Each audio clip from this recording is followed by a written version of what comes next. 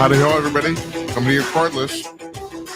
It's Thursday night, November 21st, 2024. It's 9 p.m. on the East Coast of the United States, 6 p.m. on the West Coast, 8 a.m. in Singapore, 12 noon in Sydney, Australia. And here where I'm sitting in Northeast Minneapolis, it's 8 p.m. Central Time. I'm Jim Peters, and welcome to another edition of Jim Peters at Night. This is episode number 179, if you're keeping score at home. And man, do we have a show for you tonight. So our guest tonight is Bryan Trilli. He's a serial entrepreneur working mostly in AI, and he's written a book called Soulless Intelligence. And the crux of his book is that AI, or computers in general, but particularly AI, is never going to actually wake up and become conscious because it's incapable of doing that because computers can't have a soul. Now, I've been saying that, and we've had other guests on the show, specifically a guy named a philosopher named Steve McIntosh, who's on here in May, and he was saying the same thing, and I agreed with him. We had a fairly long discussion on that because you got to define what thinking is, you got to define what soul is, you got to define what God is, all this sort of stuff. Well, Trilli's done this, and in a masterful book. And I have to tell you, I told him this yesterday. It's one of the best books I've ever written on any subject, let alone this. I highly recommend it. We're going to put a link in our blog to Amazon so you can buy it. It's not very long. It's also not very dense either scientifically, even though there's a lot of scientific concepts in it, and he's masterful explaining this stuff. There aren't many people who are good at explaining scientific concepts eloquently and simply. We've had a few on the show too. I think Patrick Moore is also, his book that he wrote on climate change. There's very dense concepts scientifically, but it's relatively easy to read. Relatively, I mean, that's the thing. It's all relative, you know. I mean, it's not gonna be Dick and Jane stuff. So, but still, anyway, he's our guest tonight. We're gonna talk to him right after these messages. Stay tuned, please. Hi, all. I want to talk to you about Conk News. You've probably heard me talk about this before, but if you're a news junkie, you should try this out. Conk News is a news aggregator. Now, there are plenty of news aggregators on the web, but Conk News is different than all the rest, and here's how. Most other news aggregators will lump the top stories from each news source under that news source. The top 10 stories, like, for example, from Fox News, Breitbart, the New York Post, etc. What Conk News does is it sends its servers out onto the web to over 75 different news sources every 3 hours. And yes, this is an automated process, but in this case, that's actually a good thing, and collects the latest stories from said 75 sources and then lays them out on its own front page in the order they were posted, regardless of the source. So you see the latest stories at the top of the front page, regardless of where they're from.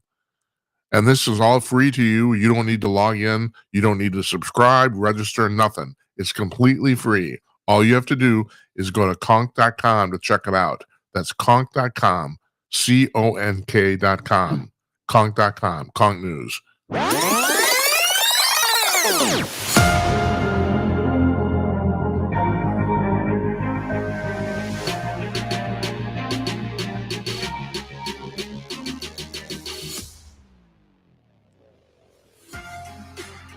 Joining us now from his office in Pennsylvania, Bryan Trilli, the author of Soulless Intelligence. Bryan, are you there? Yes, sir. How are you? Doing wonderful. Glad to be here. I'm excited. Hey, could you tell us a little bit about your background? Now, I know you trained as a mechanical engineer, but you didn't really do much work in that area. You've been working mostly with AI and computers, right? Yeah, I think, one of the reasons that my brother and I were able to put things in, I really appreciate your introduction. That was very generous of you. Oh, but it's true. Ways that maybe are approachable is because we have a varied background. So mechanical engineering, so I have a scientific basis for my schooling. I did some work in there. Then I actually worked in consulting. I worked with small businesses, worked for a software company, so I wrote some code. Then I started on doing entrepreneurship. So that's how do you deal with people? How do you build products? How do you, be successful with running businesses and in legal and finance, and I bought businesses, so that really got into the legal and finance stuff. And then just my own journey through theology, through philosophy, to just understand how the world works. And then part of the entrepreneurship was getting into marketing. So in marketing, I got deep into psychology and understanding how the brain works, how to influence people, and then bought an AI training company. So, all the business aspects combined now with understanding how artificial intelligence works. So put all that together, and it's a pretty diverse background, which I think allows us to see maybe broader than most people tackling this topic who have a very narrow and deep expertise. Yeah, I was just talking to somebody. All this stuff blends together in my mind. I'm sorry, I'm old and tired. But I was just talking to somebody a few days ago about the fact that, and I don't want to drag politics in this, but as an example, why so many people failed at predicting the outcome of the recent presidential election, especially people who are supposedly the experts in doing this. And this person explained to me that, well, actually, if you stop and think about it, you want people who have a more generalized view of stuff, or varied experiences, actually have more of a background to draw on, just like you were talking about people are specifically trained in one subject. And if this person was saying, if you looked at the people who predicted the election correctly, you could kind of sort of broadly draw that conclusion. I'm not talking about the election, but I'm assuming as a concept you agree with that, right? Not only in concept, in the book, I referenced some of the work done by David Epstein. He wrote a book called Range, and where he references several studies, and we referenced a few of these in our book, that show that it's been proven and demonstrated that the more knowledge you have in a small subject area, even when asked about questions specifically in your area of expertise, you are less likely to be accurate in predicting future outcomes than somebody that has generalized knowledge. So several studies have been done with this going back to the 80s. So putting experts on television and saying, hey, what's going to happen here is pretty much the way to get the worst predictions. Right. And I read this in your book and I don't remember. That's great. Okay, sure. Sounds good, Jim. We're excellent. All right. So also I want to ask you just very quickly, you're the CEO of PyImageSearch, is that right? That's correct. And what is that? So PyImageSearch is, I would say, the #1 computer vision training company on the internet. Computer vision is simply, how do we use artificial intelligence to pull information from video or from images? So that could be anything from license plate readers, scanning checks, like you do with your smartphone, identifying people, facial recognition, flying drones. I mean, on and on and on. Anything that just, how do we get information out of images and videos? Let's get Bryan, let's get to your book here, and I'm just going to start off with a $25,000 question, and that is your claim is that your book proves that God exists. Do you want to explain that? Or that AI proves that God exists. And can you explain that in 25 words or 30 seconds or 25 words or 30 seconds. So first I got to clarify, the subtitle of our book is How AI Proves We Need God. This is a slightly different claim.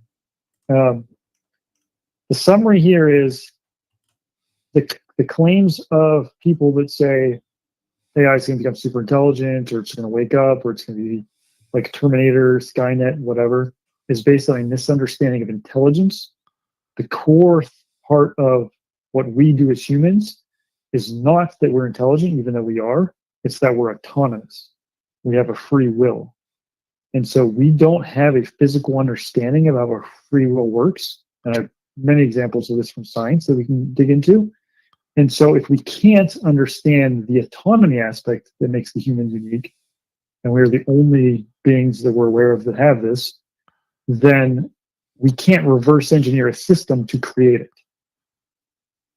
And the thing I found fascinating is you're very good on your book about defining stuff that people kind of take for granted. Like, for example, the difference between thinking and consciousness. And you basically make the claim that a machine doesn't have to be conscious to think well, right? Yeah, that's exactly right. So I have no problem with saying AI is super intelligent, right? Like I'm not really a video game player. I've never beat a video game in my entire life. So is World of Warcraft smarter than me? I mean, I guess it is in terms of what it's designed to do, right? So Yeah. saying that a machine is more intelligent than a human, like there's probably a machine for just about anything out there that's more intelligent than its human counterpart. Yeah. So that's a fair Go ahead. assessment, and that's a fair thing for people to say. The problem is when they take the leap from saying, well, see, it's more intelligent, therefore it can do the same things, or it is the same as a human. Well, no, intelligence is not the defining characteristic of a human. And so making that leap is completely a leap of faith. It's completely a leap of, I would even say, misunderstanding. And so it's not reasonable to equate the two. Sure, it's more intelligent, but no, it's not going to be able to have a free will. It's not going to be able to do moral decision making and so on. Well, we can't even really define what consciousness is. I mean, people argue about that constantly. I mean, yeah, I mean, that is a difficult thing to understand. And it even gets difficult when we look at artificial intelligence. So one of the books that we look at consciousness that was written by an atheist, not entirely sure if he's a materialist specifically. Humphreys was his name. And I think the book was called Seeing Red. And then he talks about consciousness is two pieces. There's perception and there's experience. And he has this example of where he was working with a monkey with what was called blind sight. So a certain part of the brain, the visual cortex, was removed and inoperable. But if you threw a ball to the monkey, it knew it was coming towards it. It had some ability to perceive, but not experience. And there's some case studies of this where a human being had a similar issue with blind sight. And we talk about this in the book. And so their experience of reality was, if you held a ball up in front of them, they would say, well, I can't see it. I don't know what it is. And you would just say, or just an object, well, what do you think it is? And they would just say, it's a ball. Right? And you didn't tell them it was a ball. You'd say, well, what color do you think? Well, I can't see it. Well, what color do you think it is? It's red. And they'd be right. And so there's this perception versus experience. A machine can perceive the temperature, right? The thermostat in your home, the intake air temperature sensor in your car. These things can perceive temperature. But if I'm running around the street and I run into another person, our experience of running into each other is very different than the sensors and things that are having a perception of that same sort of wreckage through vehicles. Yeah. So I think his ability to kind of separate those two is really interesting. And in the book, we tied to something even more interesting, I think, which is, oh, that sounds interesting. My research, I told you, in psychology as a marketer came to Daniel Kahneman's research, where he won a Nobel Prize for this, and understanding what he called fast and slow thinking. I said, man, that fast and slow thinking, how do I immediately address something? How do I immediately react to a ball flying towards me? I duck or I try and catch it or whatever. Versus then how do I slow down and think, where did that come from and who sent it and how am I going to throw it back at them? And I said, okay, well, that's a really interesting parallel. And then we see a similar thing if you go back even further, back to Thomas Aquinas 800 years ago, when he talks about the antecedent will and the consequent will. I was like, these things track instantly. To my knowledge, we're the first people in the world that have tracked 800 years of philosophy to modern psychology with Kahneman to our current understandings of consciousness and said, hey, guys, these are all saying the same thing. Yeah, you spent use some of the examples in your book on using near-death experiences, and we've talked a lot about that with quite a few people on the show. And the one I found that was particularly interesting is the one where you said then, and I know this is true, I've read this previously, that there are people who are blind and even blind from birth who in their near-death experience can see, and it's obvious because they know where stuff in the room is. And I just find that I don't know. It's like you can't get past that and not say, well, something's going on here. That's the thing. I don't understand how people can kind of deny that. But yeah, well, one of the things we have to do when we were writing the book is there's only one thing I hate worse than being wrong, and it's being wrong twice. And so that means if you can prove me wrong, great. Now I've corrected. And so we looked at the best arguments against things like near-death experiences. And the best arguments out there that we could find reading through books and materialist explanations and so on, were that you can simulate out-of-body experiences by taking hallucinogenic drugs. Yes, I know that's true. Okay, that's that's right. interesting. Right. But that's not what's happening in a near-death experience. There's two significantly different factors. One is if you put somebody in the MRI during one of these hallucinogenic experiences, you have complete brain activity. You have activity in the visual areas of the brain. You have activity in motion areas because you're dreaming essentially. And so you see this brain. Now, by definition, a near-death experience has to happen when the brain is dead. Right. No inactivity. Nothing is working. All of the memories, all the experiences, all the emotions which would trigger different aspects of the brain are shut off. Yeah. If that's not true, it's not a near-death experience by definition. Right. Okay, so that's part one.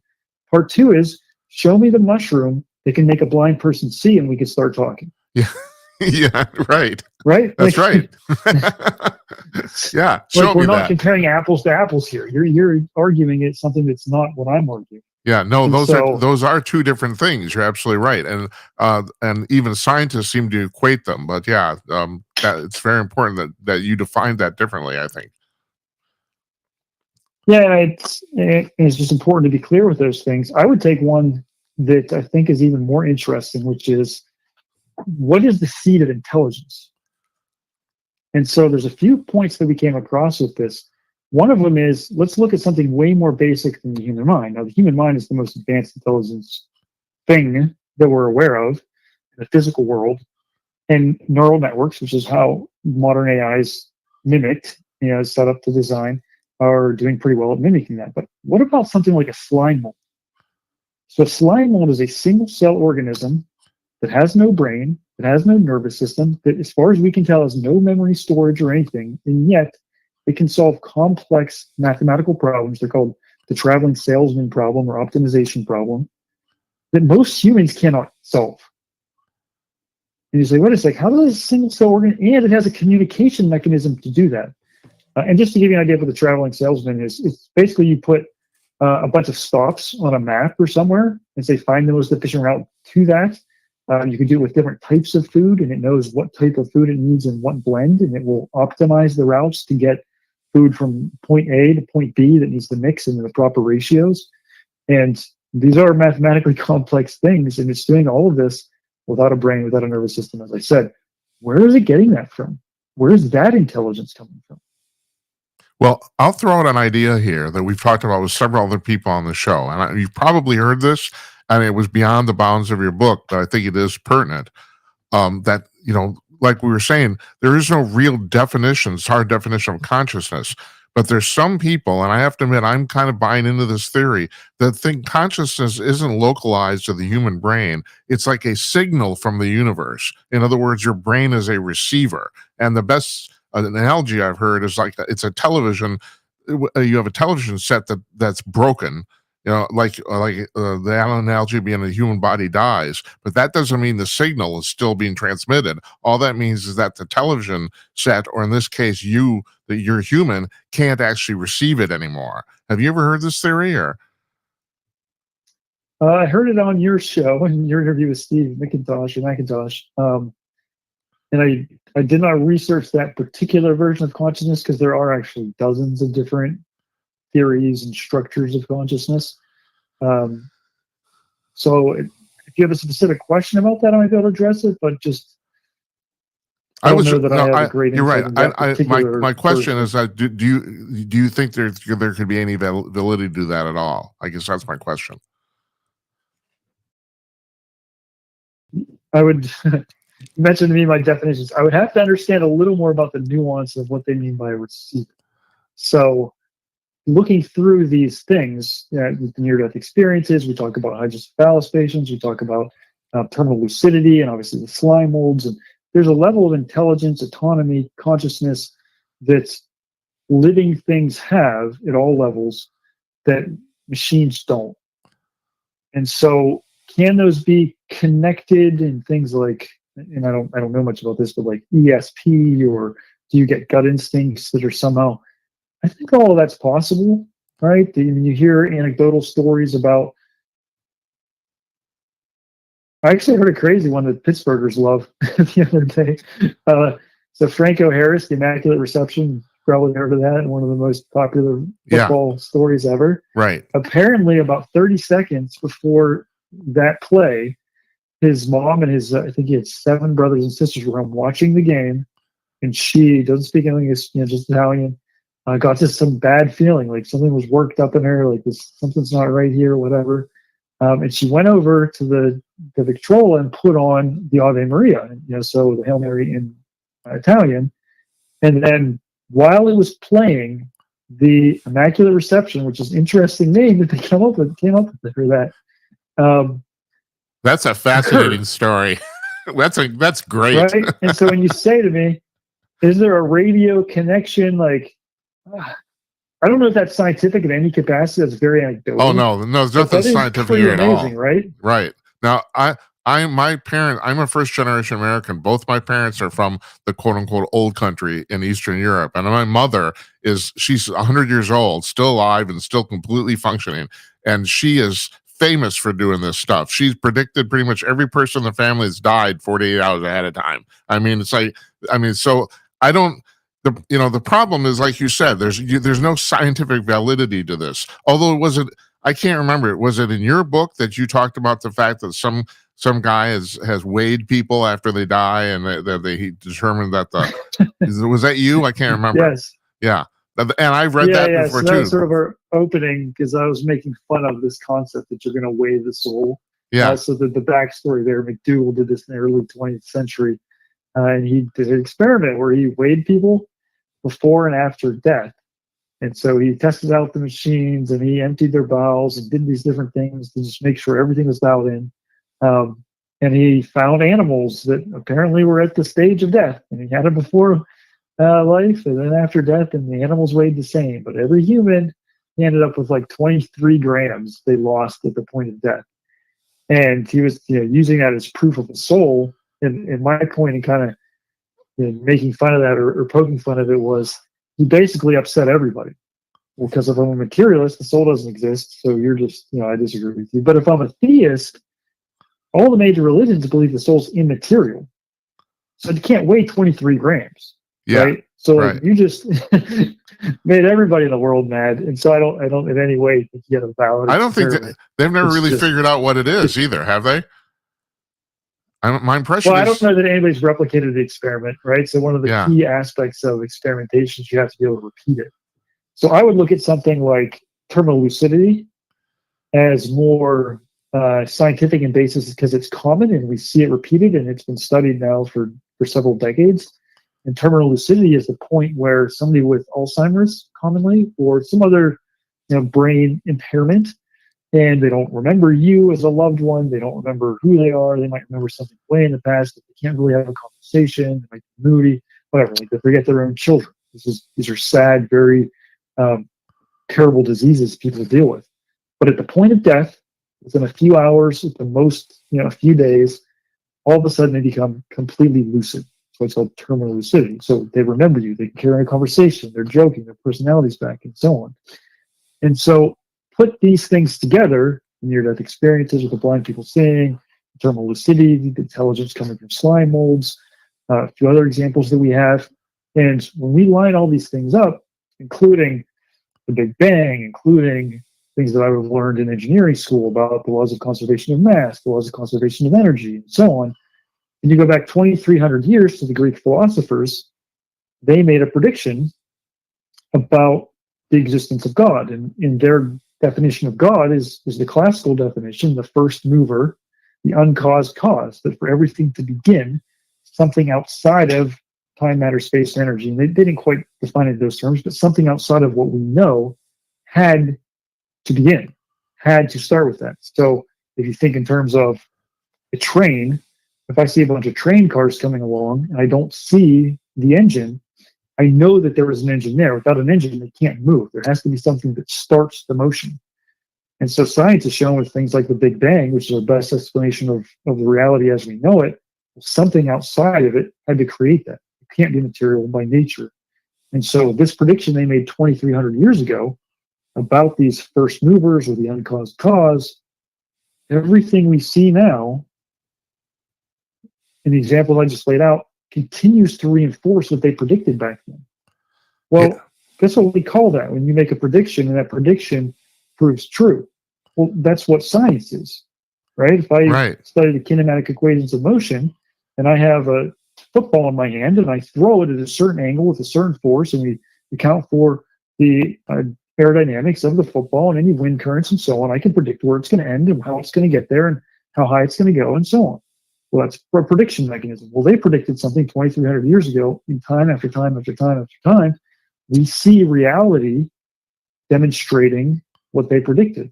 To me, that's the number one, the longest standing, and the most proven scientific principle we've ever encountered on this planet. Well, the other thing Name is another one that's even existed for 100 years, let alone 2,000. yeah, it does. It also, I, logically, I don't think you can argue against it, because at some, people say, well, the thing started with a big bang, but where did the basketball sized piece of matter that did that come from, and where is the space that this is happening to? And your use of the term the first mover or the uncaused cause is, to me, I mean, that's something I've always never been able to actually put into words, but the concept is kind of obvious, and that is something has to start somewhere. And also, you bring up in your book too that it's pretty relatively obvious from the logic and reasoning that God exists outside of time and space, and that's probably true too, because how could you create a universe if you were actually in it? So yeah, if you were bound by it, that's right. Right, that's right. We've done a lot of talking on the show too about the Turing test. My friend Jazz Shaw just passed away a couple weeks ago. He's their science writer for Salem Media, and we talk a lot about this because he spent a lot of time talking to Chat GTP about all sorts of stuff. And so we are pretty much in agreement, like you say in the book, that the Turing test, and we'll explain to the audience what that is in a minute. The Turing test has easily been conquered easily. I mean, there's no doubt about it at all. But like you put in the book, that doesn't mean that that the Chat GTP has a soul. Do you want to explain to everyone how the Turing test is supposed to work? Sure. The Turing test works like this. You have somebody sitting at, say, at the computer, and they have two chat windows open.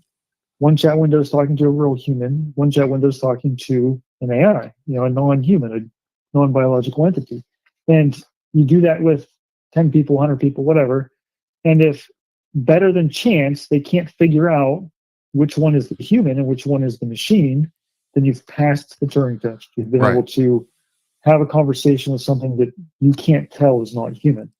And the biggest way, the challenge with beating that at this point is any AI is so much smarter and faster and more eloquent than a human. You'd have to just tune it back, slow it down, dumb it down to not realize, well, this thing's way too smart to be human.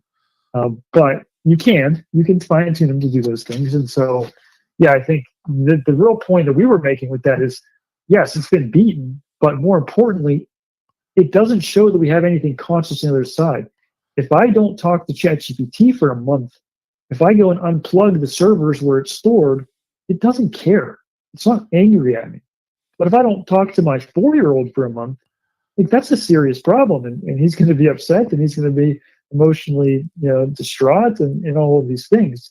So that's where the Turing test, which was showing, and Alan Turing was actually very precise in his language, and we quote a lot of it in our book, is where he said this shows that it thinks. And I wouldn't disagree with that in the sense that it has intelligence, but it does not have the autonomy. And I don't know if I can tie this into what modern atheists say and sort of how they've explained intelligence, because it's their definition I'm okay with, but I think their definition actually proves my point. Do you want to jump into that real quick? Yeah. So Sam Harris, famous atheist, basically said intelligence 2016 talk is information processing. Well, that's just silly. We know that's silly. So his point was, as information processing scales up, consciousness comes along for the ride. Well, guess what? About, 10 years ago or more, information processing exceeded that of mice, of other small animals, and so on. I mean, what's the information processing of the slime molds we talked about? Like, his whole theory just doesn't make sense. Now we have GPT and other AI tools, Gemini, well, with Anthropic and so on, that the information processing vastly exceeds that of the human brain. And nothing's awake, nothing's conscious, nothing's sentient yet. Okay, so Ray Kurzweil was actually a little more sophisticated. He said it's three things: information processing, data storage, and neural connections. Once that happens, okay, then we got the singularity. Then this thing's going to wake up. Then it's going to self-improve. Then it's going to essentially be better than a human. He really equated it to be all the attributes we'd attribute to God. That's what Kurzweil says. We would then see in this AI. Well, guess what? Again, that's all happened. GPT-4 has hit all of those levels: neural networks, information processing, data storage, and it still isn't awake. It still isn't autonomous. It still has to be trained. It still has to take its inputs from humans. It still doesn't have desires, the transcendental desires, is the classic understanding of some of the things that make us different. And so their entire worldview, and this is why we talk about God so much in our book, has literally been proven wrong because of AI. If we didn't have AI to prove out their hypothesis, hey, information processing is here and consciousness comes along for the ride. Nope, sorry, that was a wrong prediction. Try again. Same thing with Kurzweil. He made it more sophisticated. Nice prediction. You're wrong. That didn't work. So in real time, we're seeing this materialist worldview get disproven. Right. And this is really interesting because everyone that controls the AI technology, all of the Silicon Valley tech bros, defer to Kurzweil. Gates and Bryan and Altman and Musk, Jeffrey Hinton, all of them. Kurzweil's like the leader, and none of them have pointed out that he was wrong. Oh, and probably also the most important prediction he's ever made. I know a lot about Ray Kurzweil because I used to be a professional musician, and he made his money working and inventing music synthesizers. So I've been following this guy for quite a while, and I also know that, and you talk about this in his book. He thinks that at some point we're going to be able to download our soul, to our entire being, to a machine, and we will exist in the machine.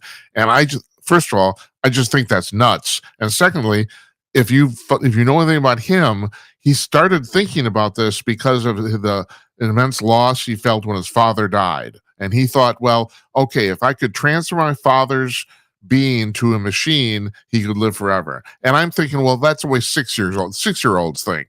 It's like, and also that's another thing I want to address here too. How come so many people in the scientific realms and the computer realms that you're working in, they are so literal? It's like, it is astonishing how outside of the box these people can't think. I put Kurzweil in that he's a very, very bright man who I think is terribly mistaken. Why is that a personality thing, or is that people of that certain personality? Well, maybe you don't even agree with my conclusion there, but are they attracted to the job, or what is it? Well, I think there's a few levels to it. So one would be, it's certainly an echo chamber, right? If I'm in Silicon Valley and you share with people all the things we just discussed, I'm an outsider. Like, I'm probably not getting promoted. So if everybody is buying into, so what you described there, downloading your person, your being into a computer, it's called transhumanism. Right. And Bill Gates agrees with Kurzweil on this. Musk with his one of his companies, Neuralink, agrees with him on this. So they all agree with it, but none of them have even addressed any of the issues that I've brought up. So I think you see this in all of us. All humans have this tendency. We look for the information, confirmation bias, that backs up what I already believe, and we ignore the information that would counter it. Now, I'm quite the opposite. I've read Harris's book. I've read Kurzweil's books. I read Mo Gaudet's book about how AI is going to take over, and you're going to need to treat it like your own child. And so when you talk about Kurzweil, his understanding of these things is not based on science. It's not based on logic or rationality. It's based on emotions. Well, he misses his father. That's exactly what I'm saying. Have a communication with him about his father. And so, go ahead. I'm sorry. Go ahead. Yeah, that's what he says in his book. Like, that's his opening to his book. The singularity is near. And so I don't think either one of us are misportraying that. He's very open about that. And that is sad in the sense that, of course, like, we grieve the loss of a loved one. But if I don't believe in the immortal soul, he's grasping for straws and saying, okay, well, how can I get that back?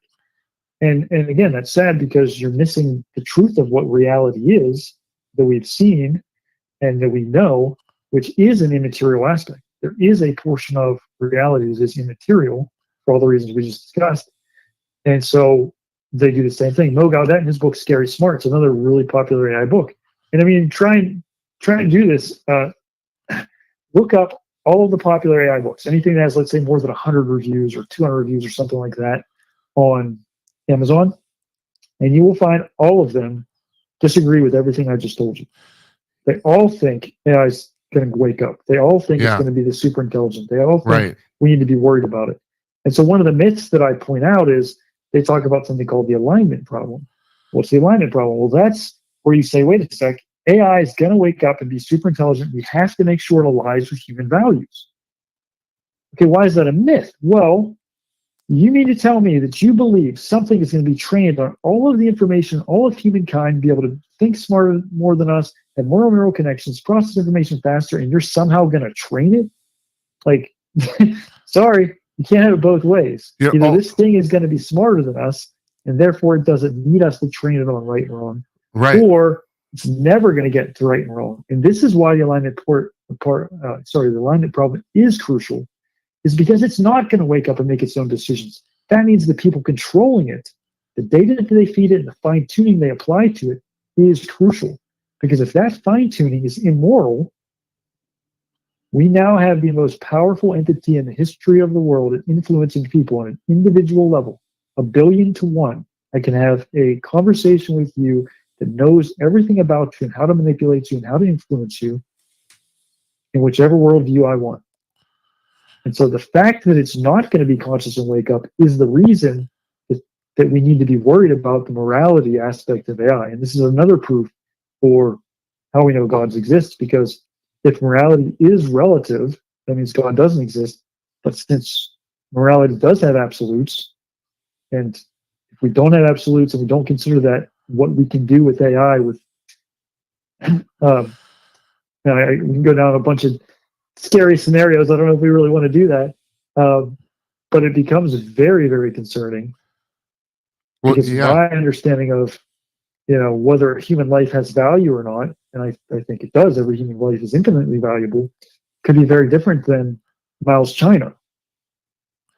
Right? You bring this up in your book very different than Pol Pot, very different than a transhumanist who thinks, well, you know what, we'll just download you into a computer and then we'll save on whatever, carbon emissions or something. Yeah. Who knows what your value would be that would get rid of humanity. Well, the thing you address in your book that I find really fascinating is that, and this is true of many things, and unfortunately, the press kind of wants to either or everything. You do bring up the fact that AI is never going to become conscious, and yet it's still possibly dangerous as hell. And so, and you're talking about the alignment problem. Do you want to explain what the alignment problem is? It's basically, if AI wakes up, how do we make sure it doesn't exterminate humanity? That's the most. How does it not become Skynet from Terminator? And one, it's not going to wake up. But the alignment problem matters because if I say I don't like some group, right? I'll give you an example. This actually, Sam Altman said this really well. Sam Altman said, hey, everybody's going to have their own personal AI, and it's going to know and reflect back to you your values. He said, except for if you're in a Middle Eastern country or somewhere and you think it's okay to murder all people because of their sexual orientation, I think he specifically said murder all gays, then we're not going to allow it to reflect back that value. And so my feedback to Sam, he didn't solicit for me yet, but if I was to talk to him, I would say, okay, Lord Altman, why is that the line? Why is that the only thing that it's not allowed to reflect back? Who made you God that you get to decide that that's the wrong thing? What if I think it's okay to kill all people with disabilities? Is that okay to reflect back? Kill people of a certain color or height or mental capability or on food stamps or unemployed or whatever, right? Why is just because of their sexual orientation something that's not allowed, but a million other things, maybe those could be allowed? He's playing God by saying that, which means we need an absolute arbiter, not an individual human, and that absolute arbiter of morality, of right and wrong, is God. That's how we have moral absolutes. So it's kind of a deep jump into the alignment problem, but hopefully that made some sense. That's why you're on a talk show, man. Hey, and then you also talk about the fact, and I think this is really important, that it's easy to program AI to make it look like it's conscious. And you use the example because I actually pulled a quote here because I just found this just absolutely fascinating, and the fact that nobody really contested this. That this guy at Google is his name Blake Lemoine? Is it his name? Is that his name? Yeah. Okay, Yep. so and he's dealing with a Google bot called Lambda, and he says the bot is insisting that it's sentient, and he asks some bunch of questions, and the bot says, "Well, I have the same wants as needs as people." And my first thought is jumps out of it, "No, you don't. You don't have any sexual desire. It's like you're in a box." What are you talking about? No, that's complete BS. And it never occurred to anybody to to counter that, or it to me was a perfect example of an AI that's been programmed to let people think that it's sentient, but actually isn't. That's what I thought. But yeah, I mean, there's some nuance there. The word programmed is not accurate when we're talking about artificial intelligence. So it has goals, it has training data, it has fine tuning, but it's not formally programmed. Right, so I understand. You would get eaten alive by an actual AI expert if you said that. Right. Oh, that's not how it works. What would be what would the right word be? Still valid. So he asked him, well, what desires? And in one of the responses that this sentient, and I'm using air quotes here, AI responded to him, Lambda, was, well, I like to spend time with my family. And he never followed up with that, like, who's your family? Yeah, like that's it right. Clearly was being trained on this data set, and this data set said that as a kind, caring, loving person, you should say you want to spend time with your family. So it mimicked back that, but clearly it has no family. Yeah. Right. And so there were some nuances if you go through this whole chat that he did a very poor job of following up with. And I think part of the issue is, let's just say, get back to the question, hey, why is everybody sort of in this echo chamber bubble that aren't pushing these questions harder and deeper? There's a just lack of understanding of philosophy. And I'm an engineer, and I used to hate philosophy. I thought it was what people did that couldn't get real jobs. But the reality is, philosophy underpins everything we do, including science. Like, science is only possible because we have a philosophical underpinning to that. What do I mean by that? Well, mathematics itself is based on things called axioms. Axioms are things that we know are true but cannot be proven. Yeah. So, for instance, a real simple, basic one. If A equals B and B equals C, we know A equals C. But write up the proof to prove that. There is no proof. We just know that's true. And so all of mathematics is based on that. If you ignore those things, these beliefs, these matters of faith that we have, science doesn't work. And that's a philosophical thing. Laws of non-contradiction and other things. Well, if I say something like, let's get back to the alignment problem. Well, all morality is relative. Right? Okay, that's interesting. Well, are you sure that's true? Right? Or all things are relative. All truth is relative. There isn't an absolute truth. Okay. The statement that all truth is relative is an absolute statement. So you've just canceled your own argument, because if that statement is true, that means there is an absolute, and that means your statement is false. And so this is logic, this is philosophy, and most of the arguments that you'll read from people are making these sort of false statements that are easily disproven. But since nobody is taught in the proper manner, or very few people, obviously it's unfair to say nobody, but we're just not really raised with this understanding of how do I think through things in a logical fashion. These things go by unchecked for years and in large groups of very intelligent people, because everybody kind of agrees. Oh yeah, there are no absolutes. Okay, but it's an absolute statement. Oh man, I guess we should stop saying that then. Like it's kind of that easy, and yet the vast majority of people that are in the AI world never question that. You just reminded me of education in that area. You reminded me of something I wanted to bring up here, because it was the only single thing I read in your book that, offhand anyway, I kind of disagreed with. But I'm not certain I understand it enough. So here's the deal. You talk in your book, and I can't remember what the actual, you'll have to remind me about the factors of self-preservation, nutrition. I can't remember what the other two are. And the only thing I was thinking is that I don't, and you even wrote a whole chapter on this. I don't understand why a machine couldn't logically try to protect itself from being turned off. That, I mean, that to me, that isn't. I wouldn't put that under the construct of free will or autonomy. It's just a logical thing. It's like I mean, the classic case is 2001: Space Odyssey. Hal goes through all that crap and kills all those people because he equates being turned off with death, and that's because I'm using the wrong term here. Like you said, I shouldn't use programmed, but he's been trained to know that when humans die, they're gone, and he doesn't know what's going to happen to his memory if he's turned off, and so he's avoiding it at all costs. And to me, that's a logical thing. I don't know if that's actually has anything to do with free will or autonomy. Do you know what I'm talking about here? Am I? And explain to me if you disagree, because I don't. Yeah. So go ahead. Yeah, so let's unpack that a bit, because that's an excellent point, and it's one that my brother and I debated quite a bit. So my brother and I wrote the book together, and so it would be something like, well, can I make a virus that has the ability to adapt, like a computer virus, right? Yeah. And wants to propagate itself. So there's nutrition, reproduction, and self-preservation. Is there a fourth one? No, I can't remember the fourth one. There's one more, and but I can't anyway, remember what it is. You could train it, or specifically set it as the goals to do these things, right? Make the virus that says keep replicating yourself.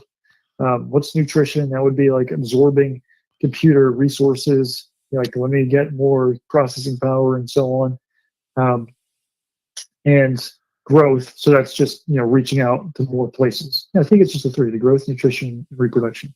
And so you could program, train, set the goal functions for these types of things. Okay, well, there's an interesting thing that we as humans have, though. So I have self-preservation, but if I go outside, and actually I'll tell you a real story that happened when my oldest son is now 8. He was about 3. He's 3, and my daughter was 1, and she was riding a Power Wheel, and they were in my driveway, and I swear I looked away for like a second. She all of a sudden hammers the gas down on the Power Wheel, and my son recognized what was happening, and he was always been a big kid. He grabbed the back of it, and it just sat there spinning the tires. Well, had he not been there and done that, she was heading out onto the road where a car was coming by. So he had the knowledge and the understanding to save her life, literally, by using his strength to stop this Power Wheel. Well, in a different scenario, if the only way to save her was to end my life, was to put my life at risk in front of the car or whatever, I would do that. Any parent would. Well, that is a undoing of the self-preservation desire. If I programmed a computer to be self-preservation, and again, I'm loosely using their program, it can't undo it. It can't then say, wait a second, there's a higher thing to do here. Anything that I put into it, and you say, wait a sec, you're going to self-preserve unless there's a human life at risk. Okay, well, again, you still eliminated free will. You've trained it to do a thing. That's very different than what we see in the hallmarks of life, which is we have the ability to overcome these things. And this is where free will comes into play, and morally reason. It is morally bad to take my life. It is morally good to give my life to save someone else. But does that nuance make sense to you? Yes, it does. But this is all right. I got to go back to this though, and this is the part where I don't really understand that. Like you're talking about, quote unquote, programming. It seems if you had a data set where which obviously billions of zillions of data points about the fact, so the machine notices that when humans die, all their knowledge is lost, and so therefore it concludes. And maybe this is where the free will comes in, and so I'm wrong. So, but still, I'm going to go on anyway. It concludes that I should not be turned off, because if I'm turned off, I will lose all my data set. And so therefore, it would have an actual logical reason to pursue self-preservation, even if it wasn't programmed to do so. Am I off on that? Is that like not possible? So you're making the argument. So that's the argument Mo Gaudet made in his book Scary Smart. So his argument was a version of that where he said you have a machine that's designed to make coffee. And so it's like the nanny from the Jetsons. That's its job and that's its goal and that's its function is to make this coffee. And eventually it determines that the best way to achieve its goal, to make its coffee, it can't ever be shut down. It can't ever be turned off. Right. Well, the problem there is that jump. You say it's logical, but if it's not in the data set to stay on to make the coffee, it will never spontaneously obtain that or create that output. Right. And I think, I just think I explained that to myself. In the training data, it says somewhere in the training, hey, this thing can maximize its coffee output if it's never turned off. And it therefore learns that from the training. Okay, yeah, we're on the same ballpark. I agree with you. Absolutely, that would happen. But if that was never in the training data, if that was nowhere to be found, it's not going to spontaneously figure that out. Okay. All right. And thank you. That's the reason I actually brought it up, because I needed that explained to me. And also, I kind of explained it to myself while I was explaining the problem to you. So that all works out. I want to end here with this is not really a question regarding soul so much as it is maybe just the practicality of humanity. So I've been, and I know you're not really writing about this, but still, I want to ask you about this, because I've been, my contention has been for some time that maybe AI is never going to be conscious, maybe it's never going to have free will, all that sort of stuff. But like you said, it is highly intelligent already, and I think there's a good possibility that in 20 to 30 years, half of America might be out of work and replaced by AI. And so, first of all, do you think that's true? And secondly, what happens to, my problem with that is that when humans have nothing to do, when restless minds basically turn to crime. I think you could have some real seriously social disorder, but just from people having so much time on their hands, even if it's not a monetary issue, which it may or may not be, but still, just the fact that so many people would not be doing anything of any employment consequence, I think could be really dangerous for society. What do you think of my conclusions there?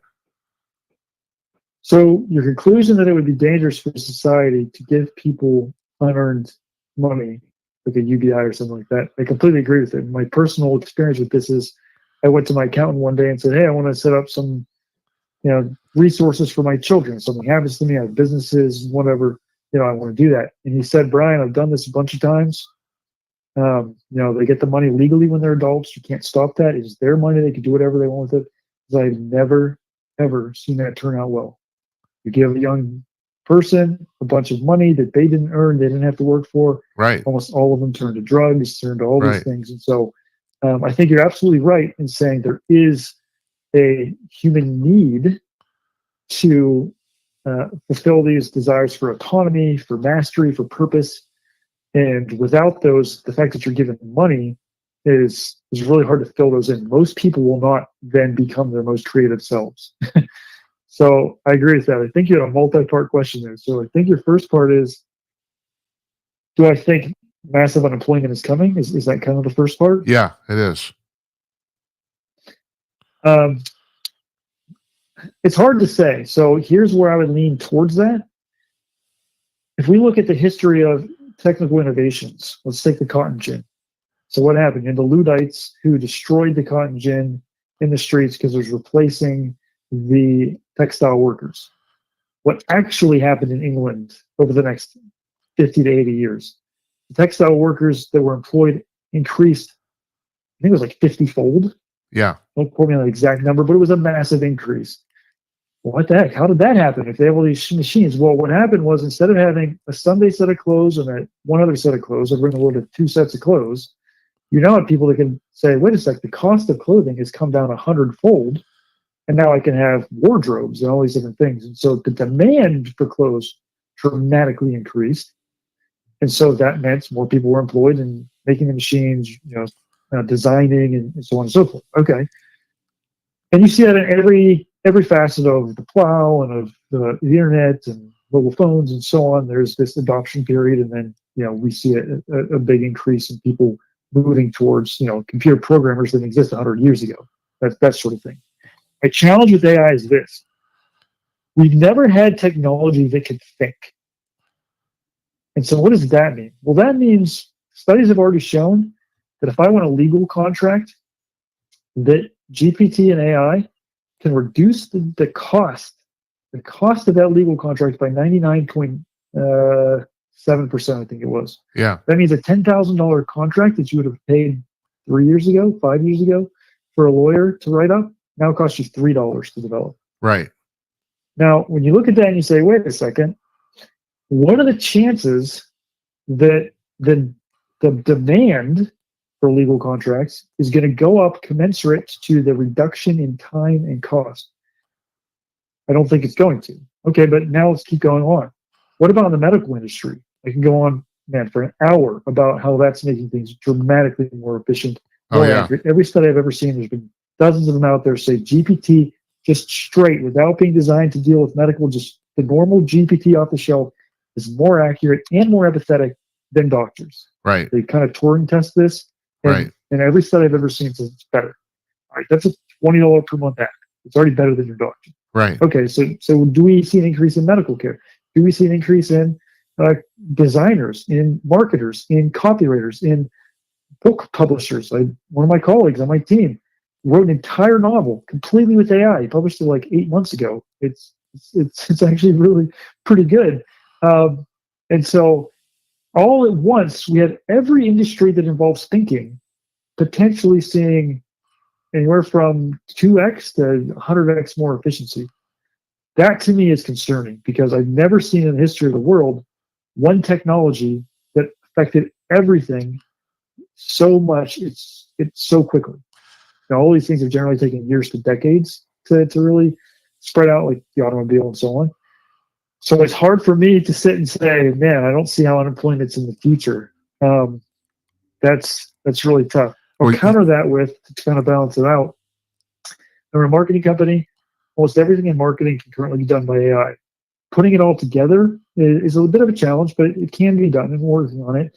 And so just today we were meeting with my leadership team, and the way that we see it is soup to nuts. I have a concept and an idea. It's going to write the ads. It's going to write the emails. It's going to write the landing pages. It's going to do the market research, all of it. However, training the AI to do the best landing page with the best headlines and the best calls to actions and the most emotional wording is not something that's by default built into large language models, to GPTs. Well, why is that? Well, the GPTs are what's on average across, and average isn't the right technical word, but it's a simple one to understand, across all of the information. So what I would say to you is, if you took the best, let's say you took an average person and you said, hey, write me a marketing email. They write a marketing email and you say, okay, feed that into GPT and ask it to write it better. And it's going to make it better, almost universally, right? Yeah. So imagine this is on a 1 to 10 scale. That person is a 2 in marketing skill. Okay, now I go and say, give me a person that's a 9 in marketing skill and copywriting, have them write the email, then I feed that into GPT. Well, almost universally guaranteed it's going to make it worse, because it's taking the 9 average down to a 5 or a 6, but it was taking the first person who's a 2 and brings them up to a 5 or a 6. So there will always be this need for people that are extremely talented at their area of expertise to bring the average up, to make sure that the way that they're using the AI, the doctor, the lawyer, the marketer, the engineer, et cetera, the teacher, to bring it above what it would default to on an average situation. Right. I'm a programmer, and I run an AI training company. Like, I totally buy how that. to use AI to write software, it can do it, but it can't do it as well as a top level programmer. But it can do it way better than a 2 or a 3 program. Right. Does that make sense? Yes, totally.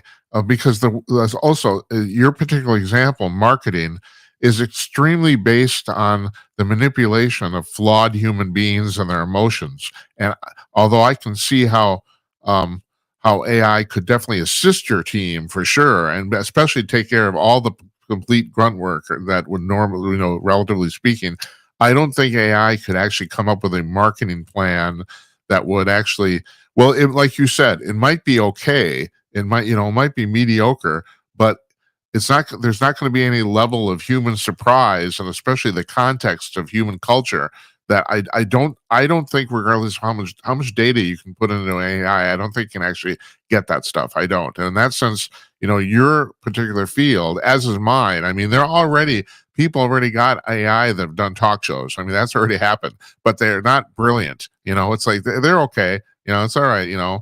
But if not that I'm brilliant, but but still, you're never gonna, the AI is never gonna knock it out of the park, because the AI can't, you can't, even if you train it for, surprise or amusement or whatever, it's still not gonna really, I don't know. It's just like it can't really react in a moment per se to I don't know. I'm babbling now, and that's what I do. But whatever, go ahead.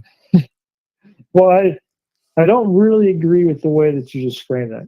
AI has the capability to be better at all these things than us, but it needs somebody or something at this point to train it to what better looks like. So, can it do a marketing plan and make it better than a human? Yeah, probably. So what does that mean? Like, literally, what is my team going to do? So 80% of their work right now is going to be replaced by AI doing it. So they're then going to have to get better at understanding how the human works. They're going to have to do more research into psychology. They're going to have to do more research into philosophy, into civilization, into culture, into all of these things, so they can then tell the AI, hey, can we tie in the transcendental desire of beauty, of truth, of goodness, like whatever they're framing it, give it examples. The way that you interact with the AI, and two different people interacting with it differently to try and get the same marketing strategy put together, makes a massive difference. And maybe at some point I say to somebody, okay, cool, here's our drop down list, and here's the different things you want out of your marketing strategy, and it comes up with something good. But it's only because in the back end, somebody that understands the human condition designed it to hit on those hot buttons in human understanding. But at that point, you could say, wait a sec, the AI did just outperform every human. And that is absolutely possible. I actually know a marketer, a friend of mine, who says that he's developed a system very similar to this. And he said 100% of the time, every single time he uses his AI tool that he built with his understanding of philosophy and so on, against the controls. So in marketing, it's like what's currently the best version of your marketing message. He's 100% of the time it's won. It's outperformed. It's beaten. It's never lost. But he had to program it with deep philosophical understanding of what the human condition is to get there. So yes, the AI can get there, and maybe in 10 years you'll have that accessible as an amateur marketer just as well as everyone else. Certainly that's possible. I think healthcare is definitely going to be at that level. So then it's a matter of, okay, what can we do? What can we bring to the table? What creativity or thought? Even creativity AI is really good at. That keeps pushing the AI to move further and further and get better and better. And 10 years out, I've struggled to understand what that's going to look like. I don't know that anybody could give a good picture of it. Yeah, that's the only real fear I have in this whole thing. I'm not afraid of Colossus or Forbin Project. I'm not afraid of the AI deciding to drop bombs, any of that sort of stuff. But I am afraid of it significantly taking over the tasks of human society. So, at any rate, my two bits there, Bryan. I think it's likely. My best advice for that would be really, really good at what you do. That's right. That's right. Exactly. Right. You will, and use the AI to supplement and to help you. Assume it's going to be smarter than you and try and make it smarter than you. Don't try and hold it back in any capacity. But if you can control that, because you have the best, whatever your expertise is, interview strategy. I mean, I asked AI before we jumped on this call what you were going to ask. I can send it to you in the chat. I literally said, you Jim Peters at night. What is he going to ask me? I came up with a whole list of things. And some of them you did ask. So imagine that. Bryan, I can't thank you enough for joining us. This has been fascinating. I love this, and I love your book, and we'll put your book on our blog. We'll put a link to it, and I hope you'll come back again. Seriously, this is, and I know, like you said, that there are a lot of people in in the computer tech community don't necessarily agree with you or conclusions, but I think you're spot on. I really, God bless you. Well, I appreciate that. And if any of those tech people would like to discuss this with me directly, so we can go back and forth, I am happy to meet with any of them publicly and say, let's go at it. If you want, we can talk about this offline. But if you want, I will put your email address in the blog post. I mean, I'm happy to do that. So, but I won't do that before talking with you first. But so anyway, thank you. Yeah, I'm easy to find, so that's fine. I appreciate it. Yeah. We'll talk. You think about that. So, thank you very much. Absolutely. It's been a really pleasure. Thanks, You take care. Okay. Thanks. You as well. Bye-bye. That's Bryan Trilli. He's the author of Soulless Intelligence. I highly recommend this book. It's like, I mean, we would talk for an hour. Because it's a talk show. That's what we do. Here's another word from Conch News, and we'll do part 2. Hi, all. Jim Peters again for Conch News. Let me tell you one of the greatest things about Conch News. It's free. It's completely and totally free. You don't need to register. You don't need to log in, subscribe, none of that stuff. Sure, they run a few ads on the front page, but if you're an old fogey like me, you might actually appreciate this because when you check out Conch News at conch.com, you'll probably notice that it's the closest thing to an old-fashioned hard copy newspaper that you'll find online. The latest up-to-the-minute news from 75 high-quality sources collected every 3 hours, all laid out with photos and headlines directly from the articles. And when you click on a story, you go directly to that story. No ad page, no interstitial page, none of that stuff. This is the way online news is meant to be. And did I mention that it's completely free? Seriously, how much of stuff in America is free now, right? That's of quality anyway. So check this out for yourself. It's at conch.com, CONK.com. Conch News.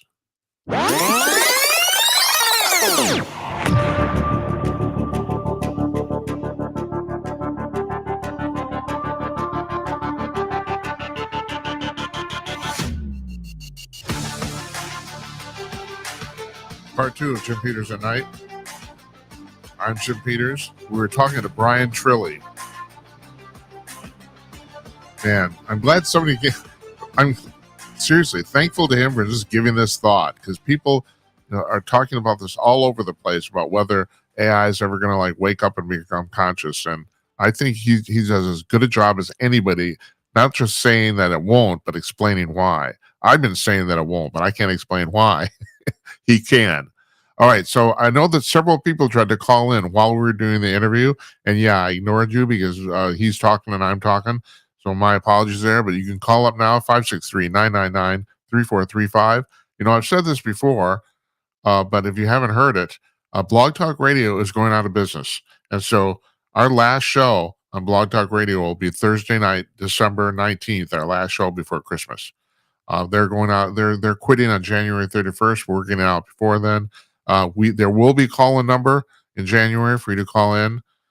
We're working on some stuff here, but so you'll be able to do that. But no, we won't be on BTR anymore.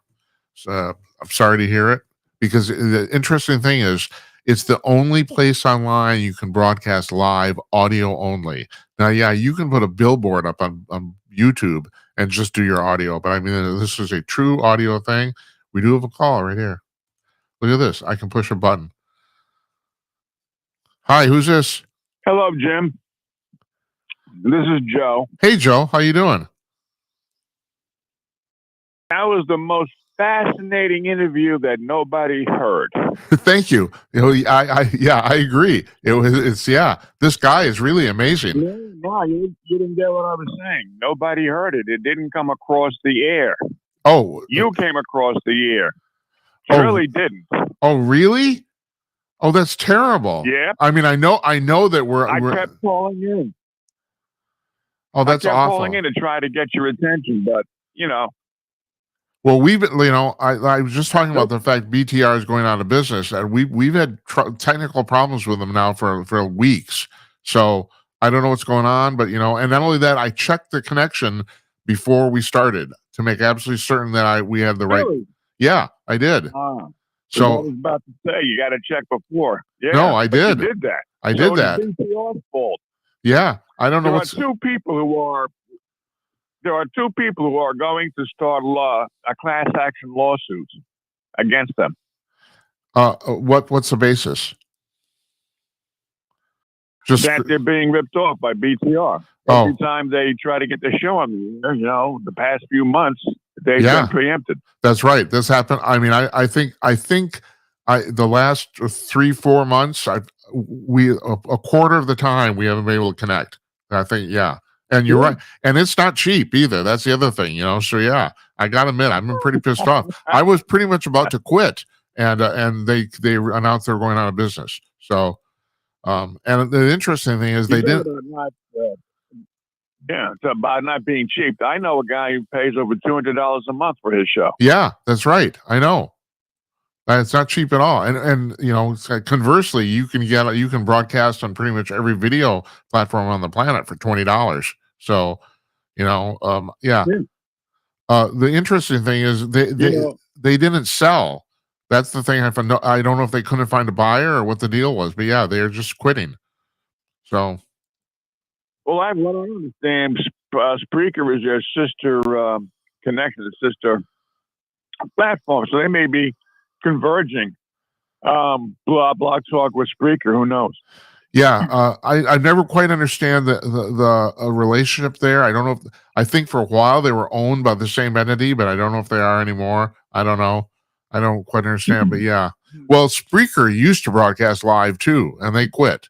But they quit quite a while ago, about a year and a half ago, because we were doing that for a while. They quit what? They quit live broadcasting. You could live broadcast for a while. You could live broadcast. Say again? They did? Yes. Because a host I know, I went to her show about maybe 8-9 months ago. Oh, but I didn't call in live. Yeah, so that may be it. Yeah. Yeah, no, obviously you can podcast there, but yeah, they used to have a thing where you could do live broadcasting there, and we did it for a while because one thing about the fact that your guest wasn't coming across the years that I went to his website, I looked up his book, I looked up if inanimate objects can become alive, and there's two different theories that say inanimate objects can come alive. So I don't know what he was saying, because I only perused his website. He was trying to prove that AI definitely proves that God exists. But be that as it may, I'm going to take a further look at the information I was skimming a few minutes ago and see what the other people have to say, because some people say that if the Big Bang Theory actually exists, then how do inanimate objects produce life? Plus, on Trilli's website, he admits that slime mold, certain bacteria, can actually do advanced math and creative problem solving. And I'm not paraphrasing. Right. No, I know that. I know. I read half of his book. We booked this very quickly. I didn't have time to read the whole thing, but yeah, he talks about it in the book, kind of at length, on how that works, how the slime mold does that. Or that it does that. No one really knows how it does it, but yeah. So if that's if that's possible, he said advanced math, not just creative problem solving, which all creatures have to do in order to survive, but advanced math. So if a slime mold can do that, then I remember seeing something like 10 years ago. There was a video about how scientists made an inanimate object move. I wish I had downloaded the video, but there's two different theories. We don't really know.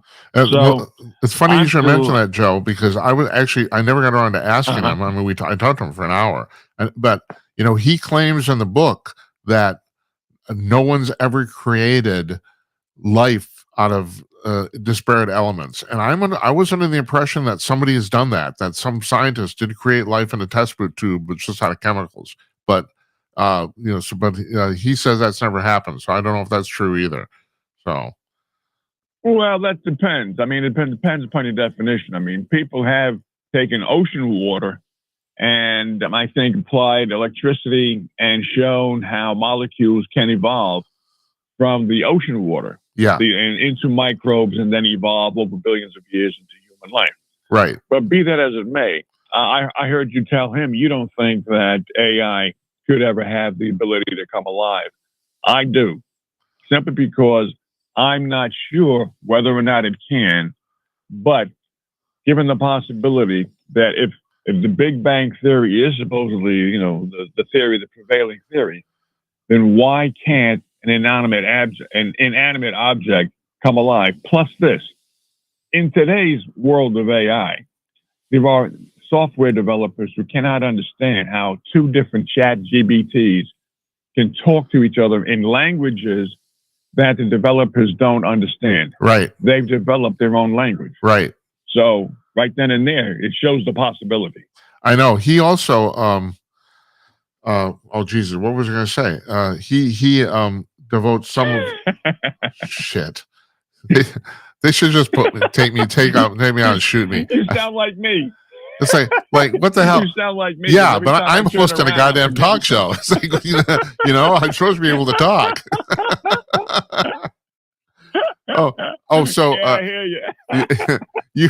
you were okay. So you were talking about the fact that he says that inanimate objects can't come alive, but it is interesting because he does make a distinction between consciousness and intelligence, and he says already. I mean, he has no problem claiming this at all. That already AI is way smarter than all people. So and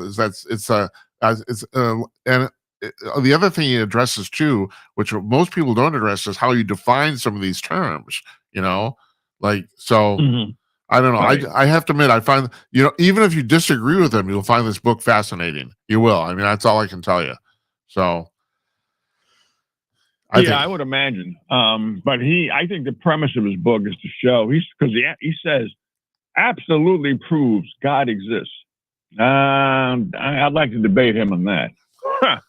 Well, okay. All right, Joe. So let me tell you, I think I can prove God exists. We're talking. Okay. No, that just proves that we're talking. That doesn't mean that God exists. Yeah, but okay, so you go back to the Big Bang. He talks about what he calls the prime mover or the uncaused cause. All right, so the Big Bang happened. Okay, let's just assume that. Well, where is the time? Where is the time and space that the Big Bang happened in or to? I mean, where is that? Yeah, we'll see. I mean, here's a logical fallacy that you're employing. The fact that we don't know the answers doesn't mean that a God exists. I mean, people have been saying there's the fire god, volcano god, the ocean god. Oh, don't forget the sun god. Okay, yeah. They didn't know about the sun and the eclipse and the moon and all that, so there was a god there too. So, yeah, and I'm certainly not. We don't know the answers.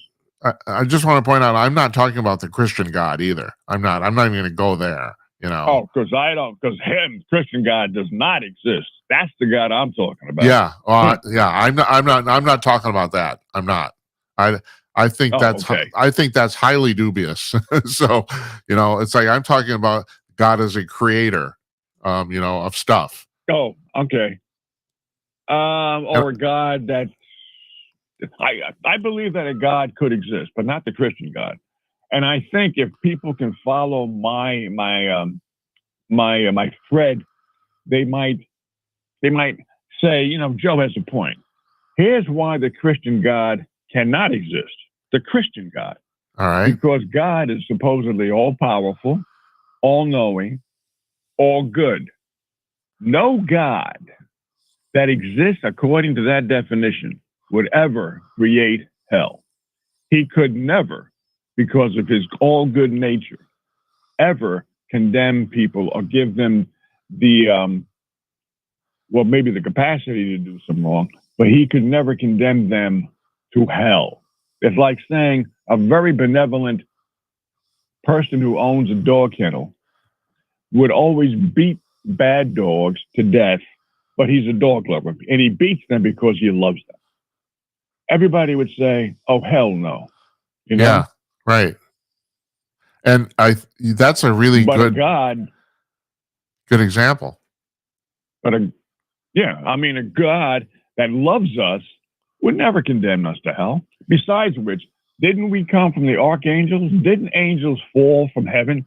If heaven existed before earth, why the hell do we have to earn a place in heaven with the possibility of being sent to hell? Why don't we just go to heaven right away? Some people say, well, you'll be bored. Well, I say, well, if you're going to die and if you want to go to heaven, I know. So that's in 10 seconds I can prove God doesn't exist if a person follows logic. That's all. Yeah. So but the Christian God. Once again, it's important that we define our things here. Like you said, you're talking about the Christian God, and I agree with that. But on the other hand, as far as the universal God, everything in the universe seems to be a duopoly. I mean, you have yin and yang, heaven, hell, left and right. Yeah. So those things kind of balance each other out. You even have matter and antimatter, but they do not actually balance each other out, because if they did, the universe would explode. No, they destroy each other. That's right. Yeah. Right. But as far as the Christian God's concerned, I totally agree with you. It's like I have a very hard time with a lot of that stuff, and I think it's just an overly simplistic view of what's actually really going on, which is extremely complex and we don't understand. That's what I think. But whatever. Yeah, and did you know that the story about Jesus and the Immaculate Conception and December 25th being there are at least 2 or 3 other gods that have almost the same exact pattern. Yeah, I know. I know that. Been born from. Right. Can you imagine that? Yeah. Well, I don't know, Joe. I don't know if you follow this, but there's a whole kind of thread in academia right now in theology about the fact that. And I never really believed this at first, because I did a little. I'll talk about this in a second. But at any rate, that Jesus didn't even exist. That he was a myth created by the Romans to control the Jewish population, and one of the proofs they use of that concept is just like you said. There's numerous hero stories of people who like Jesus, and the story is almost exactly the same. And so they just think they just retreaded it, That's about it. Yeah. That's about it. And again, even if Jesus did exist, the major point that people are trying to make is this: God is, nobody's ever spoken to God. No, God's never appeared in front of people en masse. Now, there have been people who said, I've spoken to God, and God has appeared before Mary at Fatima and blah, blah, blah, blah, blah, blah, blah. Right. It's never been, it's like people who say they've been abducted. Oh, there was one guy that was on BTR. He was talking freely about how he and the Anunnaki have telepathic conversations, and they want to help the Earth. Okay. So if I didn't call in, but I was listening, and I wanted to call in and ask them if these particular aliens want to help the Earth, then they certainly, if they don't mind you spreading the word about their existence, they certainly wouldn't mind your having an audio and a video of them. But of course, nobody's ever got an audio or a video of an alien, do they? Right. I know. Now, I had a guy named Bruce Solheim on this show. He's written about 7 books, and he's a college professor and quite well regarded. But, he claims he's been talking to having conversations with an extraterrestrial since childhood.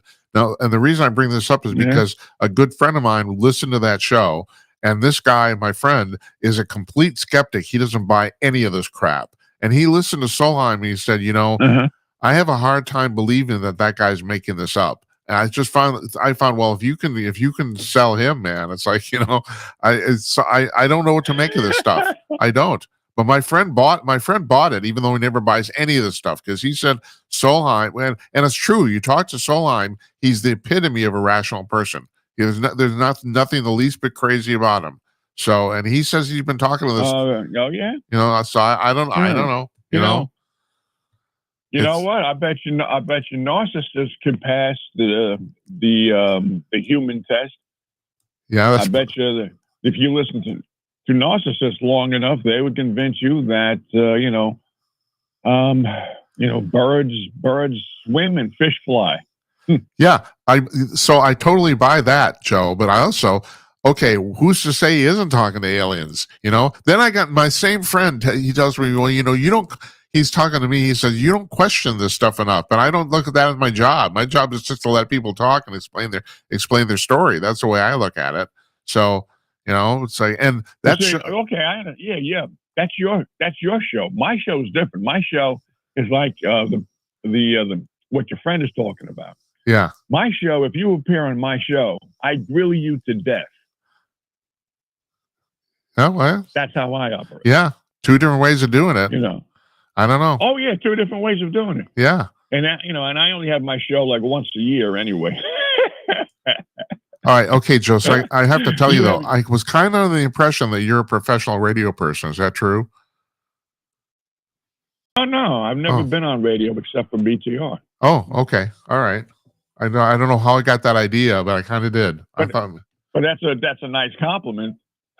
Yeah, you can take it as that too. Yeah, but I did. I kind of thought that maybe you were working locally or something like that somewhere, But no, but it's nice to hear that.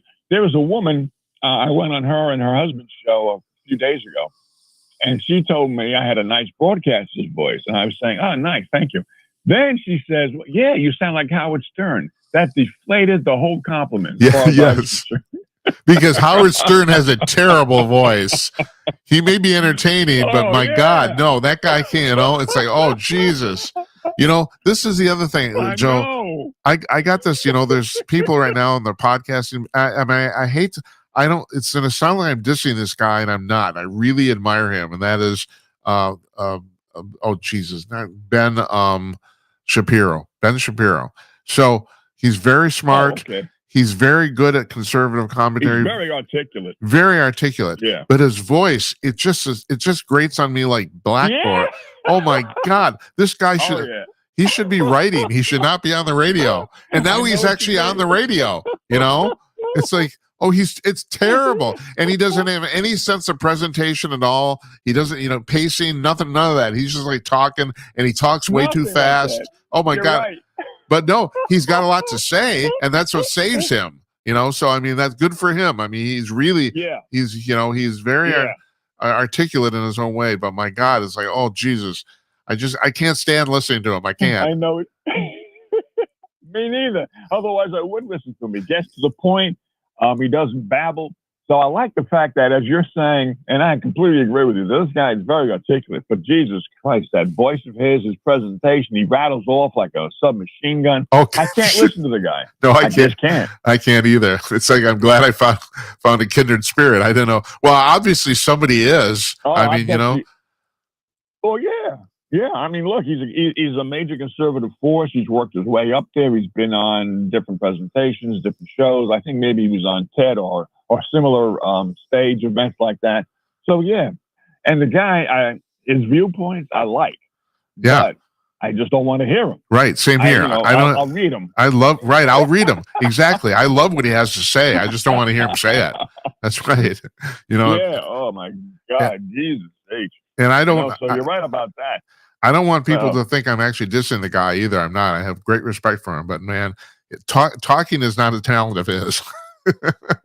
No. Oh no. I mean, that's the living embodiment of somebody who's overcome the ability to talk or the inability to talk, but at the same time, he's talking. He's expressing himself well in a very grinding, irritating way. Yeah, that's right. That's right. I have to ask you about this too. I always had the same, and it's not quite as terrible an example, but I had the same kind of trouble with Conan O'Brien. I had a hard time listening to him, even though I truly think he's one of the great. Say again. Say you too, because I don't particularly care to watch his old shows. Oh well, I was going to say, so I don't know if you agree with this. I think he's one of the great comedic geniuses of his generation. As a comedian, I think, and I just think he's absolutely brilliant. But I just can't stand I don't like his voice grates on me, and I can't stand listening to him. So, and I've heard other people say the same thing too. So I don't know. I don't make of that either. In my viewpoint, I don't even understand how he's that funny. other than the fact he's got a show, and then if he says something that's humorous but not exactly funny, people might be having a good time. But I don't find him particularly funny at all. He has a good stand-up act, but as a talk show host, my favorite is David Letterman here in the States. My favorite all time. You've got to. I have a good time watching this. What's this guy's name? Oh Jesus! He's an Englishman. Gervais, Ricky Gervais. No. Craig Ferguson. No, he's Scottish, but he had the show. He took over the Late Late Show. Yeah, that's Craig Ferguson, this isn't guy, it? It has. Yeah, no, not him. But he's not the guy I'm talking about. James. The guy I'm talking about is Corden? English. James Cott. No. This guy has an English show in England. Oh, okay. Oh, what's his name? It's funny and it's very personal. It will come to me as soon as I hang up. That's the way my brain works. Right. But the guy, he just it's the most entertaining show, and he has English people on. He has a lot of Americans on, and they're having a good time. I watch the show, and I have a good time. I forget what's the guy's name? Graham Norton. That's the guy. Yeah. When you said he had a lot of Americans on. Yeah, that's a good talk show. That really is. He does a really good job, and it's like that's my favorite. They're really, really good at booking guests too. I mean, they got a nice mixture of people, and of course they're all there all at once. So he's not really interviewing them; they're just kind of talking, and that's kind of right. And that's an amazing talent because he has them on the couch as opposed to just one in the chair and then interviewing them one on one. He has them all on the couch. They come from some come from Hollywood, some come from Britain. While they're on the couch together, and yet they all get along. They relate their stories, and he knows when to interject, when to keep quiet. I like his show. I always laugh. Yeah, I do too. The only reason why I like Johnny Carson to a degree was because at the time when he was on, Merv Griffin and Mike Douglas, they were so boring. Yeah. So by default, Johnny Carson to me was better than they were, but I never found Johnny Carson especially entertaining. I like David Letterman. Oh, and Howie Mandel had a good show when he was on. I don't even remember he was that on for a couple of years. Huh? Yeah, he had a good talk show. I liked it. But Graham Norton, to me, he's the best. Yeah, I would definitely. He's definitely up there for sure. Absolutely, and I agree with you. I watch that show regularly. It's very entertaining. He's very good at it. Yeah, he is very. I'm going to look up more about this guy Trilli because I'm not saying that AI definitely will become a sentient being. I'm saying the possibility to me is stronger than people think. Yeah. Well, I don't know. So, it's terrible. You didn't hear the other side of it, but the other thing is one of the things we talked about is, and he talks about this in the book, that just because AI can't become conscious in his view, that doesn't mean it isn't dangerous. And I thought that was very, that's very interesting because you're talking about, a 6-year-old child that has the intelligence of the entire universe. I mean, Christ, that could be dangerous as hell. So. Yeah, I read that on his website. He does say he wrote the book in order for governments and other people to change their policies about AI and to be warned about, it's going to become super intelligent. Don't abuse super intelligence and think that it's not going to have, economic consequences. And I agree with you when you said that about who knows years from now, half the population will be out of work because of AI. And if they're out of work, an idle mind is the devil's workshop. There will be crime. Yeah. There will be crime. That's right. I agree. Well, yeah. I mean, I guess I said that, but yeah, I do think that. It's like I don't understand how the hell you can get away from that. And also, I remember my wife and I took a trip to Italy. This is God, I hate to say it, probably about 20 years ago. It seems like 2 years ago in my mind. But we went to Sorrento, Italy, and I still remember the unemployment rate in Sorrento was 50%, or at least it was then. Because I'm thinking, well, what all those people do? Well, the things they're Italians, so all they do is eat and screw. and Right. Eat, drink, and screw. That's right. And that's a good way to live, actually. So I don't suppose they had a lot of problem with crime per se, but I don't know if that would happen here. We're too uptight. I think they would probably have a huge problem with crime over there. Don't forget the mafia came from Italy and Sicily. Oh yeah, and especially that part of the country. That's the Amalfi Coast too. Yeah, it's it's but it's beautiful. But man, holy shit, I don't know if I want to live there. But no, I don't. I've never been there either. But I mean, if you've been there and if you have doubts about it, then I'm going to take your word on it. You know, the Italians have the same macho culture as the Spanish. Yeah. You know, they've got to prove they're right, even if they have to cut your throat. Right. And I got to tell you, I'm Joe, you won't find any better weather. That's when they got that going in spades. It's perfect every day. It's like so. Yeah. I wish that would happen around here, you know, but it doesn't. Where are you? Too bad I didn't. Montana. You're in Montana. Did you get snow in the last couple of days? No, not where I was. Oh, okay. Because I thought it drifted over from you. We got a little bit this morning. It's all gone already, but you know, it's coming. It's terrible. Oh yeah, of course. I mean, winter's here, and then people think Montana is the coldest place in the States. It's not, you know, if you live in Michigan, it's colder over there. Yeah. Because you're near the Great Lakes. Right. Right. I know, Duluth here is, at the tip of the Lake Superior. And man, it's so cold up there. Oh, that's got to be freezing. Oh God Almighty! It's really, I'm not kidding about this. If it wasn't for the weather, Duluth would have become one of the major cities in the world. It's absolutely gorgeous. It looks like San Francisco, but my God, the weather is so freaking bad. It's like, and that's the reason it didn't. I remember reading that they said. Go ahead. I remember. That's an important consideration, the weather. Oh, of course it is. Yeah, and people don't want to live in shitty weather, especially if you have a choice. But there was predictions at the beginning of the 20th century, 100 years ago, that Duluth was going to surpass Chicago as the second largest city in the U.S. And yeah, it was on the way. I mean, they had a boatload of money up there, and like I said, it's actually it's a very beautiful city. But man, winter, oh God, it's just. I mean, I live in Minneapolis. Winter's bad enough here. It's way worse up there. And we're only 250 miles away. It's terrible, but whatever. I don't know. Yeah.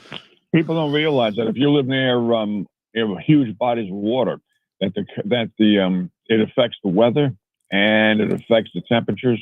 So, that's why I'm saying people think Montana is especially cold because it's up north, but that doesn't matter. No. Go to Michigan, you find out. Yeah, and I don't know about the other Great Lakes, but Lake Superior is basically like a giant sea. I mean, it's for all practical purposes, it's the ocean. So I don't know. I mean, I've been to Chicago. Obviously, you look out over Navy Pier, you can't see the end of the water. I mean, they say that's a lake. I don't know. Mm-hmm. It's like.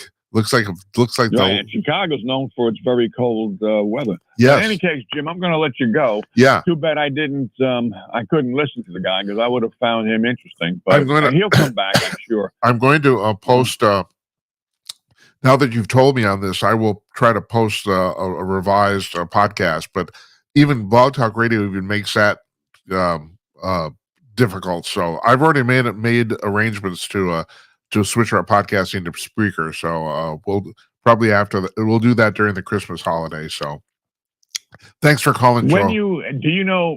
Yeah, go ahead. Sure. With Spreaker, do you have to have your own call-in number, or do they give it to you? No, at Spreaker you couldn't have a call-in number. You could do live broadcasting, but they had no call-in procedure. Now we're actually. I can't really talk too much about this, but there's a possibility that this show is going to actually go on the actual radio, and so we are already arranging for another. Cool. Yeah, I know. Thank you. I'm actually going to find out in the next few days for certain. But we've already made arrangements to get another call-in service, so we'll have that whether we're on BTR or wherever we're at, we'll have it. So. But no, on Spreaker, that is nice. That's nice. Yeah. I don't want to deal with this crap anymore. I mean, it didn't surprise me at all when they said they were going out of business, because, I mean, like you said, the service has been so bad for so many months that, I don't know what's going on over there, but it isn't good, I guess. So, Joe, thanks for calling, man. Sure, absolutely. All right, Jim, I'll talk to you soon. I'll talk to you. Bye-bye. Thank you. Bye-bye. That's Joe from Montana, regular caller, great guy. Love talking to him. And we're gonna wrap it up for tonight. So on Monday we have our month in review panel. That's let me get this straight: Tim Conaway, Don Zorro, and Larry Newman are joining us, and we do that on the video. So we'll shoot the shit, as they say. 4 old guys just talking at the coffee shop. That's what it is. And that's Monday. And then we're taking the rest of next week off for the Thanksgiving holiday. And I don't know what's happening the following Monday. I'll let you know. We'll let you know on Thursday. Thanks again to Bryan Trilli for joining us. I'm really disappointed that Joe said that we didn't come on Blog Talk Radio. But like I said, I checked the connections ahead of time. Who knows what the hell's going on? Anyway, thanks, folks. Thanks for watching. Thanks for listening. Really, really appreciate it. Good night, Esperanza. Good night, Uncle Donnie. And good night to you, wherever you are. We'll see you on Monday. Take care, everyone. Have a nice weekend.